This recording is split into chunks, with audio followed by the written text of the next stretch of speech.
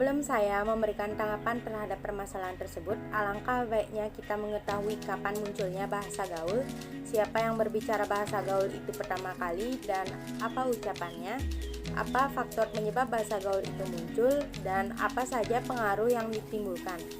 Bahasa gaul muncul pada tahun 1980-an yang dikenal dengan bahasa prokem. Bahasa ini digunakan sebagai sarana komunikasi dan mengungkapkan ekspresi diri di antara kelompok remaja. Bahasa gaul pertama kali diucapkan oleh seorang pelawak bernama Diran Nihye. Ucapan ini dikenal pada tahun 1980-an. Selanjutnya, kata gaul memble dan kece yang pertama kali diucapkan oleh Jaja Miharja pada tahun 1986, dan banyak lagi kata-kata gaul yang muncul sampai saat ini. Adapun faktor bahasa gaul itu muncul, yang pertama adanya media sosial yang mudah diakses, yang kedua adanya pengaruh lingkungan sekitar. Adapun pengaruh yang dapat ditimbulkan oleh adanya bahasa gaul, yang pertama, eksistensi bahasa Indonesia terancam terpinggirkan oleh bahasa gaul.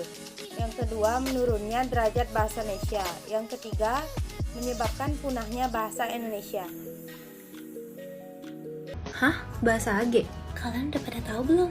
Jadi bahasa AG ini merupakan bahasa gaul di Indonesia tahun 90-an. Aku emang bukan kelahiran tahun 90-an, cuman karena banyak saudaraku yang kelahiran tahun 90-an, jadi aku tahu tentang bahasa ini. Bahasa AG ini agak terdengar rumit, maka dari itu biasanya digunakan untuk ngegosip atau enggak semacam kode-kode gitu. Misalnya, aku suka kamu jadi agak kugu, sugu kagak mugu.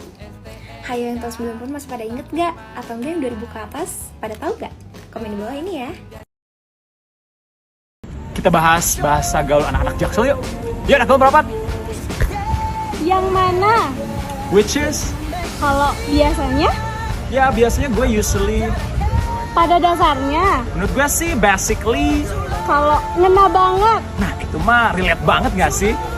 Sekarang saya penasaran, menurut lo, apa sih bahasa Inggrisnya gebetan? Ada yang tahu nggak?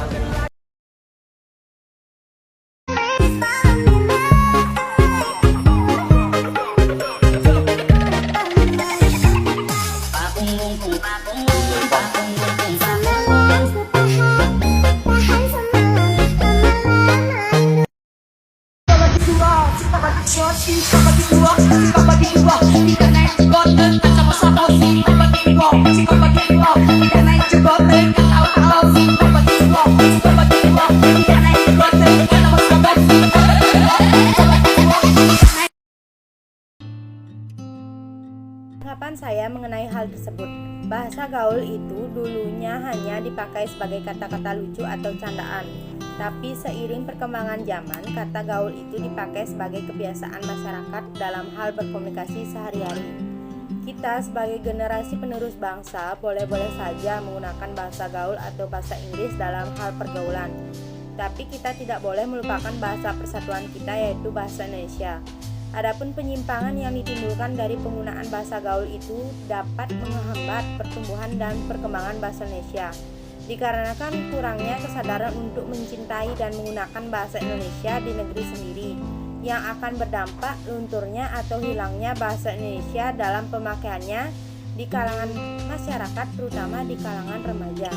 Hal ini perlu kita perhatikan dan selalu menerapkan bahasa Indonesia pada kehidupan sehari-hari, dan menanamkan kecintaan dalam diri terhadap bahasa Indonesia sebagai bahasa nasional, supaya kita tahu bagaimana caranya kita menggunakan bahasa Indonesia dengan baik dan benar.